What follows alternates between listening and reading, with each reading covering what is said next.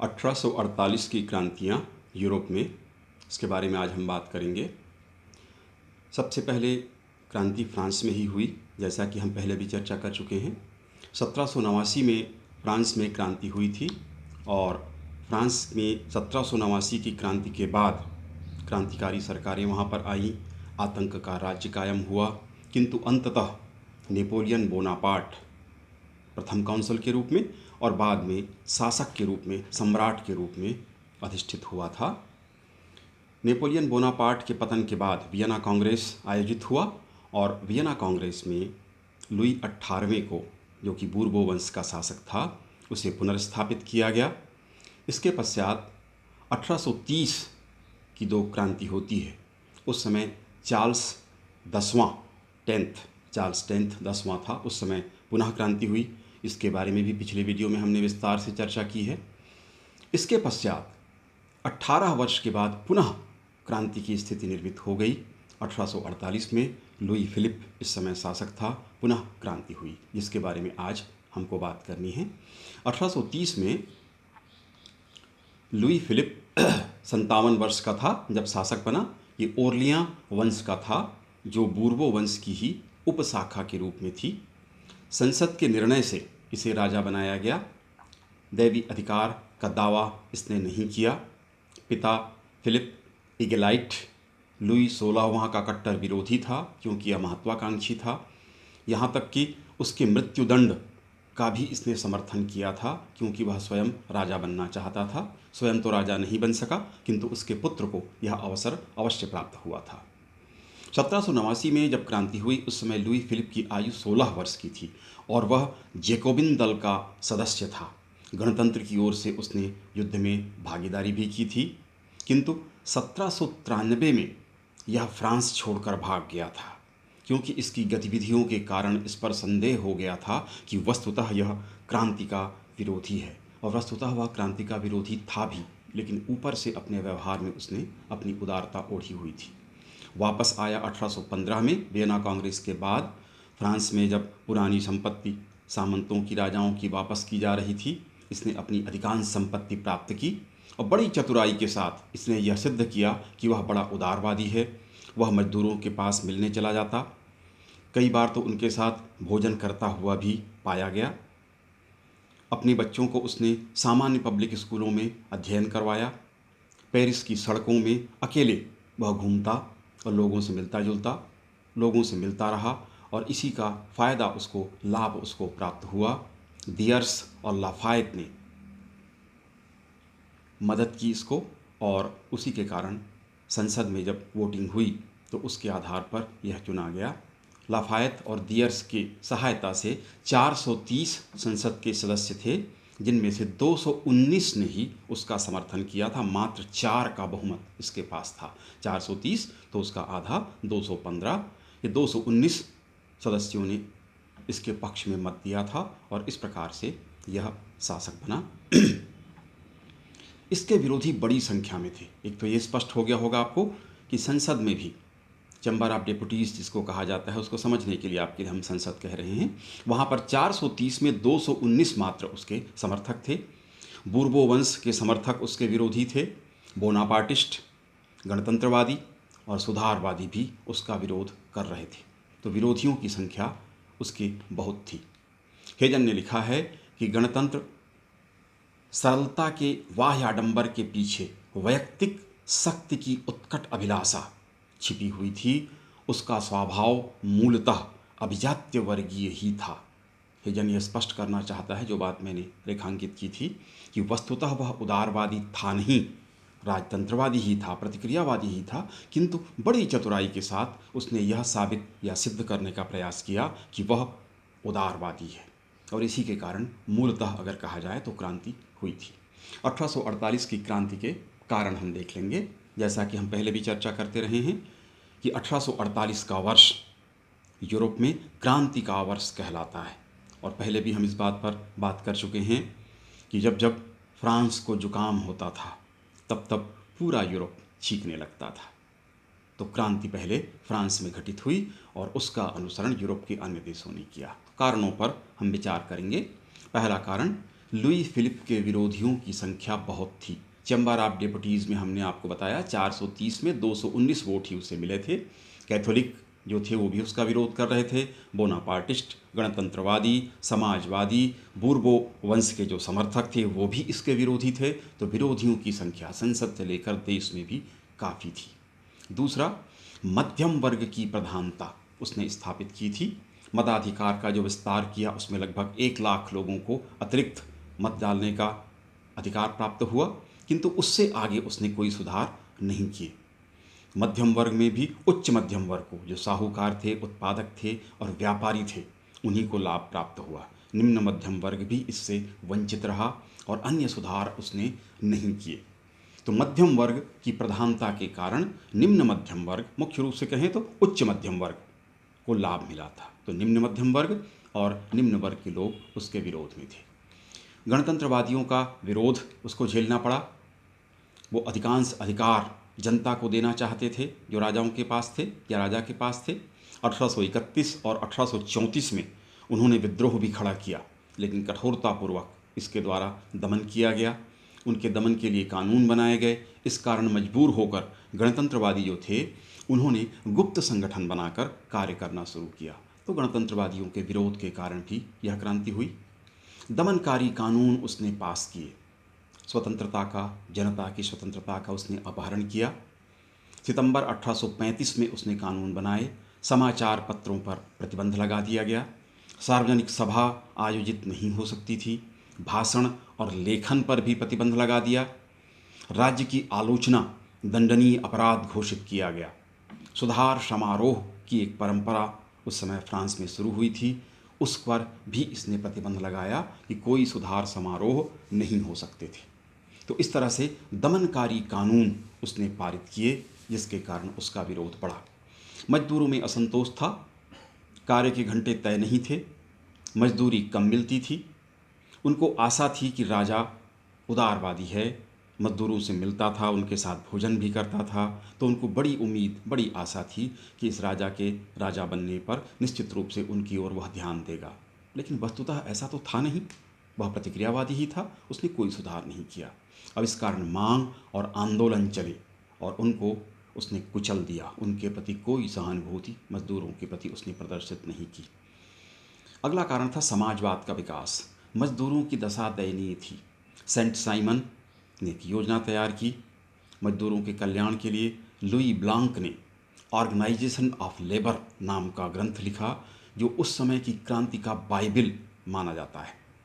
मूल प्रेरणा का स्रोत लुई ब्लांक का ऑर्गेनाइजेशन ऑफ लेबर नाम का ग्रंथ था।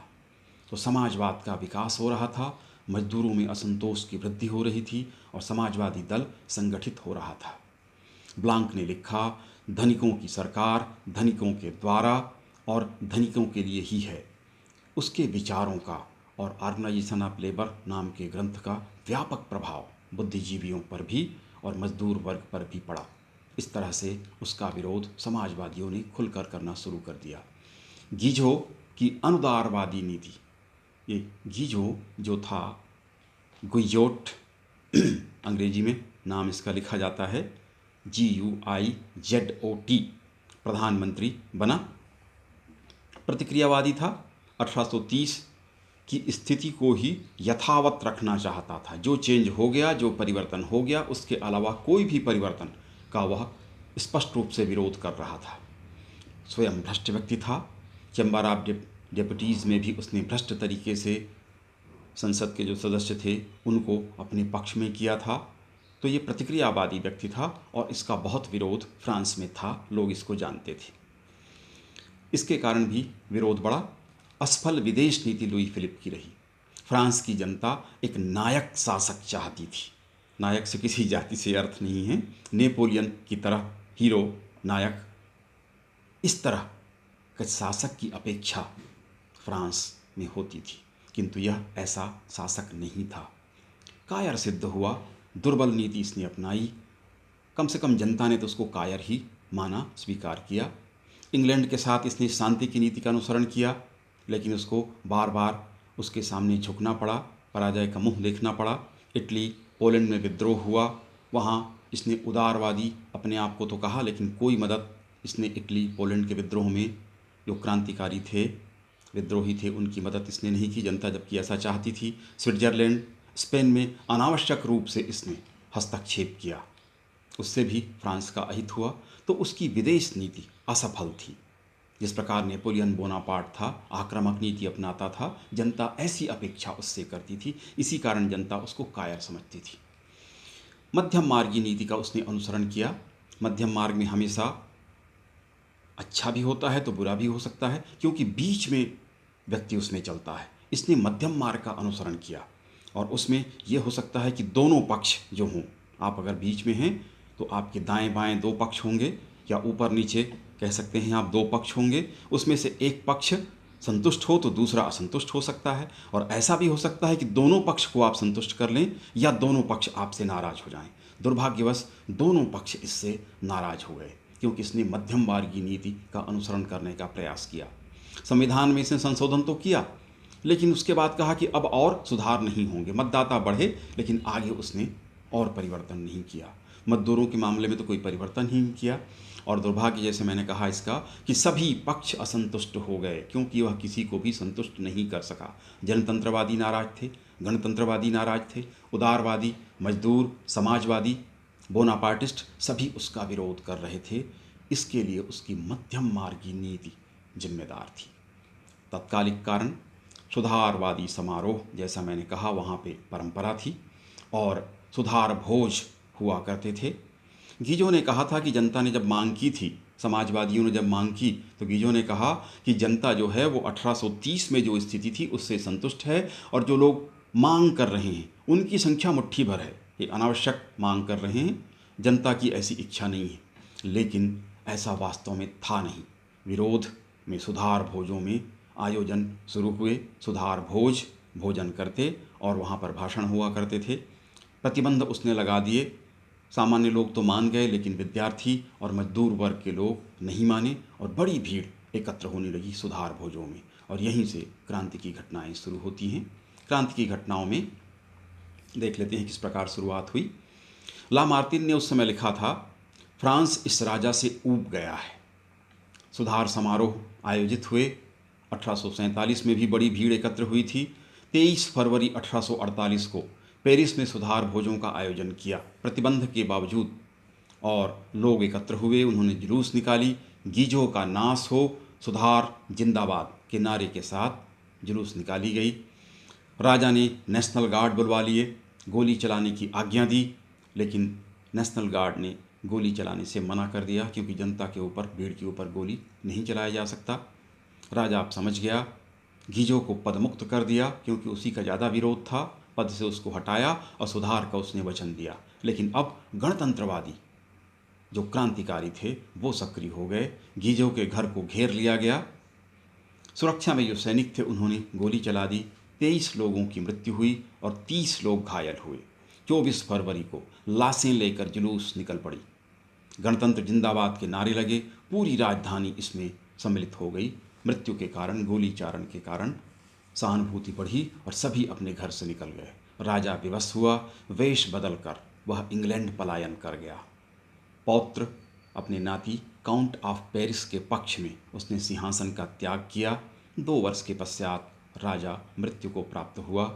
यद्यपि उसने अपने पौत्र काउंट ऑफ पेरिस के पक्ष में सिंहासन का त्याग किया था, गणतंत्रवादियों ने उसको स्वीकार कर दिया और द्वितीय गणतंत्र की स्थापना की। लामार्तीन अध्यक्ष हुआ। अस्थायी सरकार का गठन हुआ। गणराज्य की घोषणा की गई। लामार्तीन गणतंत्रवादियों का नेता था। लुई ब्लांक के साथ समझौता, जो समाजवादी था, मिलकर इन्होंने सरकार बनाई। लेकिन दोनों के बीच मतभेद उत्पन्न हो गए। चुनाव हुआ। गणतंत्रवादी विजयी हुए। 1848 अप्रैल में चुनाव हुआ था। समाजवादी दल पराजित हुआ। उसके कार्यक्रम और उसकी नीतियों और उसके विरोध का दमन किया गया। 1848 दिसंबर में राष्ट्रपति का चुनाव संविधान के द्वारा तय हुआ कि राष्ट्रपति शासन होगा। राष्ट्रपति चुनाव कराया गया और इसमें लुई नेपोलियन, आप जानते होंगे नेपोलियन बोनापार्ट का छोटा भाई था, ये लुई नेपोलियन राष्ट्रपति बना और बाद में जिस प्रकार से नेपोलियन बोनापार्ट ने किया था 1789 की क्रांति के बाद। पहले वह प्रथम काउंसिल बना और प्रथम काउंसिल बनने के बाद में वह स्वयं सम्राट बन गया। उसी प्रकार लुई नेपोलियन ने भी नेपोलियन तृतीय के नाम से शासक बनने की भूमिका प्राप्त कर ली थी। पहले राष्ट्रपति बना तो 1848 में राष्ट्रपति का चुनाव हुआ दिसंबर में और लुई नेपोलियन राष्ट्रपति बना। फ्रांसीसी क्रांति के परिणाम क्या हुए? पहला, राजतंत्र का अंत हुआ। लुई फिलिप के शासन का अंत। पौत्र को राजा नहीं स्वीकार किया गया, काउंट ऑफ पेरिस को, जैसा मैंने बताया। सुधार की मांग से राजतंत्र के अंत तक क्रांति चली और अंततः राजतंत्र का अंत हुआ। दूसरा, गणतंत्र की स्थापना हुई। 1830 में गणतंत्र की स्थापना करने से गणतंत्रवादी चूक गए थे। 1830 की क्रांति की बात कर रहा हूँ। उस समय ये असफल रह गए थे, बड़ा इनको कष्ट हुआ था। इस बार ये मौका चूके नहीं और 1848 की क्रांति के बाद गणतंत्र की स्थापना इन्होंने कर दी। समाजवादियों की पराजय हुई। श्रमिक वर्ग जो समाजवादियों के साथ था वो पृथक व्यवस्था चाहते थे, अपना अधिकार चाहते थे, जैसा कि समाजवादी चाहते हैं। श्रमिकों के आधिपत्य की बात वो करते हैं, किंतु सफलता नहीं हुई। गणतंत्रवादी इसमें सफल हुए। उनका समर्थन कृषक वर्ग ने किया। मध्यम वर्ग तो उनके साथ था ही, गणतंत्रवादियों के साथ कृषक वर्ग ने भी उन्हीं का समर्थन किया और इस तरह से समाजवादियों को पराजित होना पड़ा। चौथा था लुई नेपोलियन का उत्थान। जैसे कि हमने चर्चा की, दिसंबर 1848 के चुनाव में राष्ट्रपति बना और उसके बाद फिर नेपोलियन तृतीय के नाम से वह सम्राट तक बना। जिस प्रकार से नेपोलियन ने किया था वैसा ही उसने भी किया। मताधिकार का विस्तार हुआ, स्पष्ट रूप से वयस्क मताधिकार, लेकिन वयस्क मताधिकार केवल पुरुषों के लिए। उस समय तक स्त्रियों को मत डालने के योग्य ही नहीं माना गया, उस पर विचार ही नहीं किया गया और न ही स्त्रियों ने भी कोई बड़ी मांग की कि उनको भी अधिकार है। तो वयस्क पुरुष मताधिकार कहना ज़्यादा उचित होगा। राजनीतिक समानता की स्थापना हुई। वयस्क मताधिकार, पुरुषों को सभी को समान रूप से अधिकार दिया गया, तो राजनीतिक समानता की स्थापना परिणाम था। फ्रांस का 2 वर्गों में विभाजन हो गया, मध्यम वर्ग, कृषक वर्ग, गणतंत्रवादी और उदारवादी एक पक्ष में हुए। श्रमिक या समाजवादी दल और श्रमिक उनके साथ थे। 2 वर्गों में फ्रांस का विभाजन हो गया।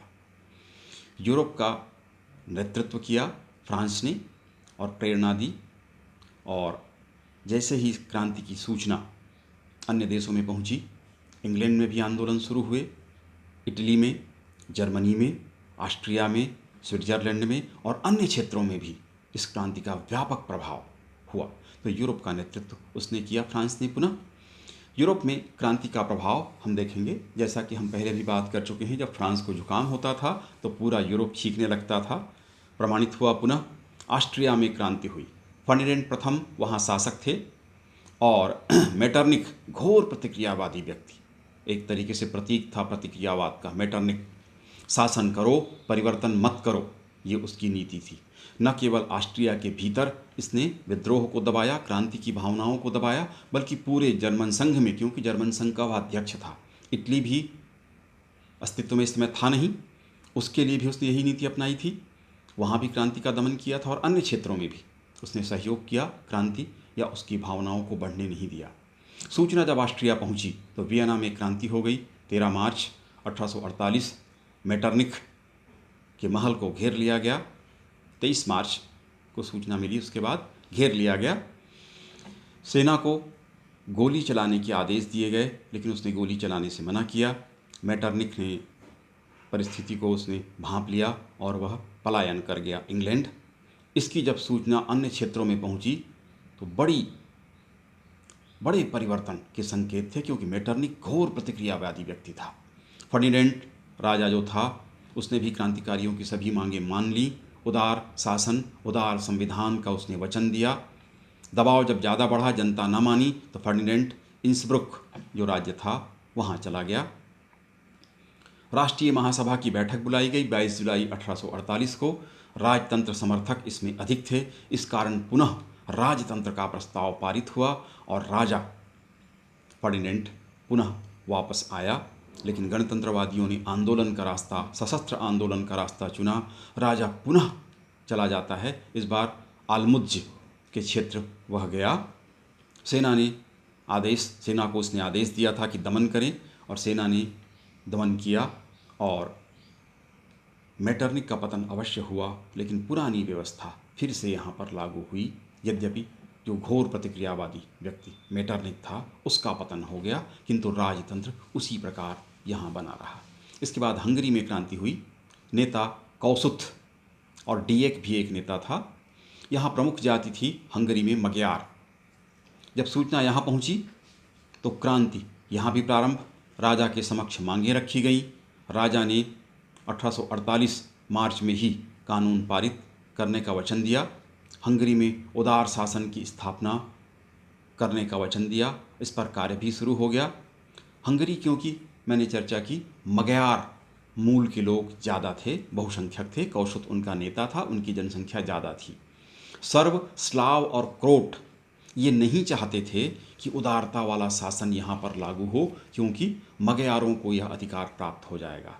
इसका लाभ राजा ने उठाया और सर्व, स्लाव और क्रोटों को मदद पहुँचानी शुरू की, और उनके सहयोग से विवाद वहाँ पर शुरू हो गया। 14 अप्रैल 1849 को कौसुत ने अपने आप को राष्ट्रपति घोषित कर दिया और युद्ध की घोषणा कर दी हंगरी की ओर से। ऑस्ट्रिया हंगरी में युद्ध हुआ और ऑस्ट्रिया को हंगरी ने पराजित कर दिया। इस परिस्थिति में हंगरी स्वतंत्र हो जाता। ऑस्ट्रिया ने रूस से सैन्य सहायता मांगी और रूस की सहायता से यहाँ का विद्रोह का दमन कर दिया गया, और जो कुछ प्राप्त हुआ था वह पुनः छिन गया। बोहेमिया में इसी प्रकार से विद्रोह हुआ। ये बोहेमिया जर्मन संघ का एक राज्य था। जर्मन अल्पसंख्यक थे यहाँ पर, चेक बहुसंख्यक थे। क्रांति की सूचना मिली 19 मार्च 48 में। यहाँ पर मांगें शुरू हो गई थी राजा के समक्ष। राजा ने मांगें स्वीकार कर ली, लेकिन जर्मन लोगों ने विरोध करना शुरू किया, क्योंकि चेक और जर्मन यहाँ भी वही स्थिति थी हंगरी की भांति। राजा ने इसको फिर से हवा दी, फिर से प्रोत्साहन दिया ताकि विरोध हो, और उस विरोध का लाभ उठाकर जर्मनों का साथ देकर दमन उसने शुरू किया। चेक विद्रोह हुआ, प्राग में क्रूरतापूर्वक दबा दिया गया, और बोहेमिया में भी जो उदारता या उदार संविधान स्थापित करने का वचन दिया गया था, उदार शासन का, वह जाता रहा, और पुनः प्रतिक्रियावाद यहाँ पर भी कायम हुआ। यह भी ऑस्ट्रिया के ही अधीन क्षेत्र था, क्योंकि ऑस्ट्रिया जो था जर्मन संघ का अध्यक्ष था। यहाँ भी उसने दबा दिया। इटली भी ऑस्ट्रिया के संपर्क में ही था। इटली इस समय देश था नहीं, समझने के लिए हम इटली कहते हैं। तो इटली में भी 1830 में भी विद्रोह का प्रयास हुआ था, जो असफल हुआ था। इटली में वियना कांग्रेस के बाद Lombardy, Venetia, Modena, Parma, Tuscany, Rome, Naples, Sicily, Sardinia, Piedmont, इन क्षेत्रों में ये बटा हुआ था। ये इटली एक नहीं था, 10 भागों में बटा हुआ था। 1846 से ही पोप पायस नवम जब रोम का पोप हुआ था, उदारवादी व्यक्ति था, उदार संविधान उसने दिया। उसका अनुसरण Sicily, Naples, Modena, Tuscany, Sardinia और पिडमॉन्ट ने किया। यहाँ पर भी उदार संविधान लागू हुआ। इस प्रकार उदारता की लहर वहाँ भी चली थी। 1848 में सार्डिनिया के राजा चार्ल्स एबट ने नेतृत्व किया और विद्रोह शुरू हो गया। 23 मार्च को युद्ध की घोषणा की ऑस्ट्रिया से, किंतु 25 जुलाई 1848 कुस्तोज्जा के युद्ध में ऑस्ट्रिया को पराजय का मुंह देखना पड़ा। 1849 को संधि करने के लिए बाध्य हुआ, किंतु मेजनी के रोम पर अधिकार कर लेने के कारण पुनः उत्साह का संचार हुआ। टस्कनी में नई सरकार बनी गई और सार्डिनिया ने, एबर्ट ने फिर से युद्ध की घोषणा कर दी, किंतु दुर्भाग्य रहा, पुनः युद्ध में नोवारा का युद्ध हुआ था मार्च 1850 में, और उसमें पराजय का मुंह उसे देखना पड़ा। राजा एबर्ट ने पद का त्याग किया। यह विक्टर इमैनुएल द्वितीय के पक्ष में और संधि करनी पड़ी। इस तरह से असफलता अंत में असफल हुआ, किंतु फिर भी इटली के एकीकरण के लिए पूरी पृष्ठभूमि तैयार हो गई थी। सारी कमजोरियां पता चल चुकी थी, और आगे चलकर इटली इसी पृष्ठभूमि में एकीकरण में सफल हुआ। जर्मनी में इसी प्रकार से क्रांति हुई। वियना कांग्रेस के द्वारा 38 राज्यों का संघ था जर्मनी। डायट जो वहाँ की संसद थी फ्रैंकफर्ट में थी। ऑस्ट्रिया उसका अध्यक्ष था। 1830 में क्रांति के प्रयास हुए, असफल हुए। 1848 में उदार संविधान की मांग हुई। प्रसा में आंदोलन शुरू हुए। राजा फ्रेडरिक विलियम चतुर्थ ने सेना को गोली चलाने के आदेश दिए, किंतु सेना ने वह आज्ञा नहीं मानी। मजबूर होकर राजा ने उदार संविधान का वचन दिया। सैक्सनी, हनोवर, बवेरिया, बेडन, बुंटेनबर्ग, हेस-कासेल, वाइमर, इन सभी जगह उदार संविधान लागू किया गया। संघीय डायट की सहमति ली गई। अधिवेशन बुलाया गया कि एकीकरण का प्रयास हो। अधिवेशन 13 मई 1848 उदार संविधान बनाने का निश्चय किया गया। ऑस्ट्रिया को संघ से बाहर करने का बड़ा निर्णय लिया गया और प्रसा को अध्यक्ष बनाकर उसके नेतृत्व में एकीकरण के प्रयास किए गए। ऑस्ट्रिया ने इसका विरोध किया और बड़े दुर्भाग्य की बात थी कि प्रसा के राजा विलियम चतुर्थ ने भी उसको स्वीकार नहीं किया। सुअवसर था कि इस समय अगर स्वीकार करता तो जर्मनी के एकीकरण एक मुश्त हो सकता था, किंतु ऐसा नहीं हुआ। नया संविधान न बन सका। राजा ने भी ऑस्ट्रिया के भय से, विलियम चतुर्थ ने, प्रसा के राजा ने नेतृत्व नहीं किया और पुनः प्रतिक्रियावादी शासन यहाँ पर स्पष्ट हो गया, लागू हुआ। किंतु एकीकरण के लिए जिस प्रकार से इटली के लिए मार्ग प्रशस्त हुआ, वैसे ही जर्मनी के लिए प्रशस्त हुआ। इसके बाद था स्विट्जरलैंड। 1815 में यहाँ विधान बना था। वियना कांग्रेस के बाद गणतंत्र था, परंतु अमीर और सामंतों का ही एकाधिपत्य शासन में था। कैथोलिक प्रोटेस्टेंट विद्वेष यहाँ पर था। प्रोटेस्टेंट हावी थे, कैथोलिक हावी थे, प्रोटेस्टेंट्स पर अत्याचार हो रहा था। 1848 में जब विद्रोह की सूचना यहाँ पहुँची तो यहाँ भी विद्रोह की स्थितियाँ आईं। उदारवादी और प्रोटेस्टेंट ने आंदोलन शुरू किया। राजा ने उनकी मांगों को स्वीकार किया और यहाँ पर उदारवादी संविधान स्वीकृत हुआ। जनसाधारण को अधिकार प्राप्त हुए और प्रोटेस्टेंट्स को भी अधिकार प्राप्त हुए। हॉलैंड में विलियम द्वितीय शासक था। विद्रोह यहाँ पर भी हुआ। राजा झुका। संवैधानिक राजतंत्र उसने अंगीकार किया। मंत्रिमंडल अब व्यवस्थापिका के प्रति जिम्मेदार होगी और उदार संविधान हॉलैंड में भी लागू हुआ। इंग्लैंड में 1832 का अधिनियम पारित हो चुका था।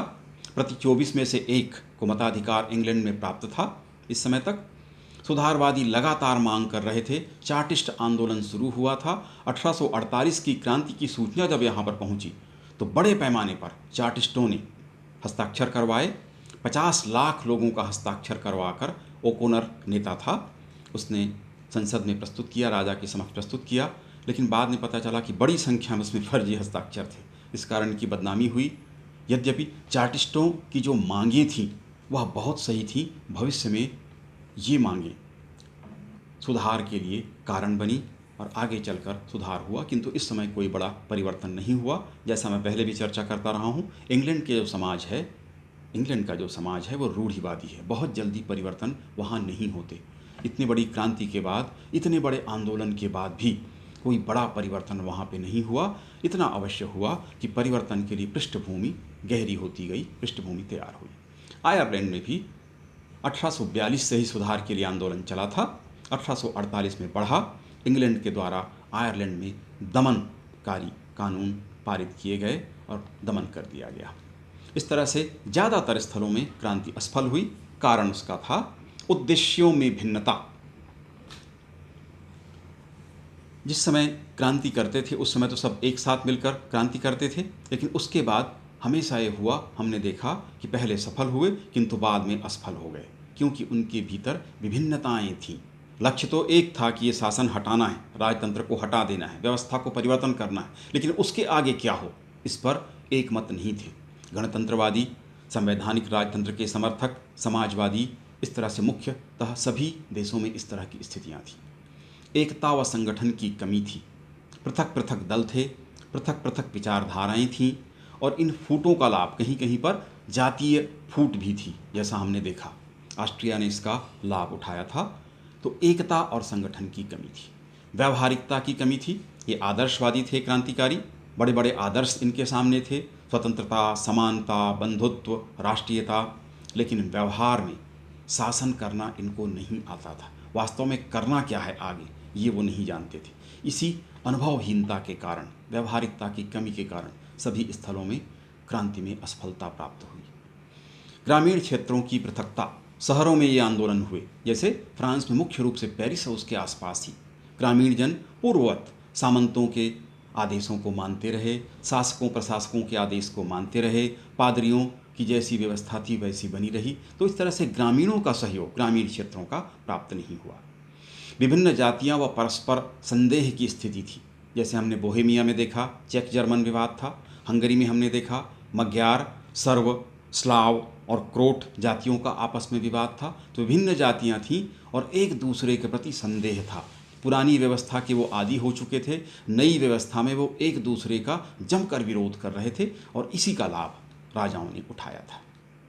राजतंत्रों की शक्ति तथा साधन संपन्नता, शासकों के पास पूरी व्यवस्था थी, प्रशासन तंत्र था, सेना थी, पुलिस की व्यवस्था थी, गोला बारूद थे, धनराशि भी थी, पूरी व्यवस्था उनके पास थी। जबकि क्रांतिकारी निहत्थे थे, सीमित साधन उनके पास थे, लंबे समय तक वह संघर्ष नहीं कर सकते थे। इस कारण से क्रांति असफल हुई। नेतृत्व की कमी, सर्वमान्य नेता नहीं था। जितनी भी क्रांतियां हुई भीड़ तंत्र था, अलग अलग वर्ग के अलग अलग नेता थे। तो नेतृत्व की कमी के कारण भी लंबे समय तक आंदोलन नहीं चल सके और सफल नहीं हुए। और सेना की राजभक्ति, सेना राजभक्त थी, राजा के आदेशों का उसने पालन किया। क्रांतिकारियों या जनता का कुछ तो साथ दिया, किंतु लड़ते रहे राजा के साथ ही। इस कारण से क्रांतियां सफल नहीं हो पाई। निष्कर्ष के रूप में बताया जा सकता है कि प्रतिक्रियावाद एवं निरंकुश सत्ता का विरोध हुआ। मुख्य रूप से हम कह सकते हैं मेटरनिख तो घोर प्रतिक्रियावाद का प्रतीक था, उसका पतन हुआ। ये बहुत बड़ी बात थी क्रांतिकारियों के लिए। उस किले का ढह जाना एक बहुत बड़ी सफलता थी। तो प्रतिक्रियावाद का प्रतीक मेटरनिख और उसके प्रतीक जो राजा थे उनकी शक्ति अवश्य कम हुई।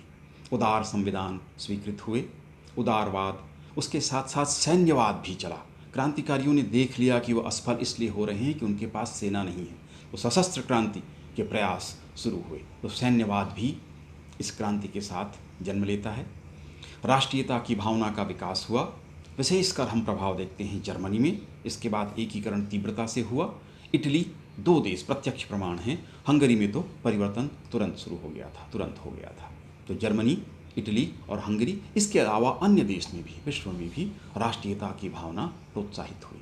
समाजवादी विचारधारा दृढ़तापूर्वक आगे हुई। फ्रांस, इसके साथ Germany, Saint Simon, Louis Blanc के बारे में हमने बात की। ऑर्गेनाइजेशन ऑफ लेबर नाम का ग्रंथ उसने लिखा था, जो उस समय का बाइबिल क्रांति के लिए 1848 में स्वीकार किया गया था।